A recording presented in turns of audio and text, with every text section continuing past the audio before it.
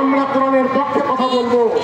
আল্লামা দেলোয়ার হোসেন সাঈদী বলেছিলেন যে ইসলামের আন্দোলন চট্টগ্রাম থেকে শুরু হবে ইনশাআল্লাহ। গাজওয়াতুল হিন্দের যে আন্দোলন চট্টগ্রাম থেকেই শুরু হবে ইনশাআল্লাহ। আমরা জাতীয় পতাকাকে অবমাননা করে সেই সংগঠন বাংলাদেশে কে দিয়েছে, আমরা এর জবাব চাই। আপনারা সেই সম্পর্কে আপনারা ক্ষমা প্রার্থনা না করে আপনারা উল্টো হুমকি দেন। এত বড় স্পর্ধা কোথা থেকে আসে? আমরা করে তার রক্ত ধরেননি আপনারা, তাওহীদি জনতা আপনারা মুসলিম উম্মার প্রাণের রক্ত ঝরিয়েছেন। তার জবাব, যার কঠিন হুঁশিয়ারি, তার বিচার এই বাংলার মাটিতে হবে।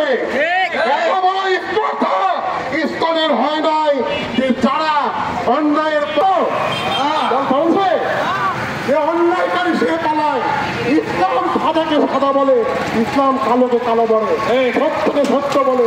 আসুন আমরা সত্যের আল্লাহকে হাজির নাজির মেনে বলছি, এই বাংলাদেশে কোন প্রকার জঙ্গি সংগঠন ইসলামের কার্যক্রম চলবে না, চলবে না, চলবে না।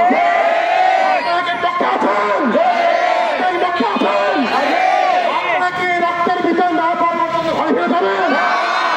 আপনারা কি বলতে পারবেন যে আজ অবধি, আচ্ছা সেটা পরে বলি, আমরা সনাতনীদের যদি ভালো না বাসি, আমরা কয়েকদিন আগে শারদীয় দুর্গা পূজা গেল, আমাদের পাশে উপস্থিত আমাদের বিএনপি নেতা, আমাদের শ্রদ্ধেয় বড় ভাই নির্দেশন ভাই, তার নির্দেশনায়, সরকারের নির্দেশনায়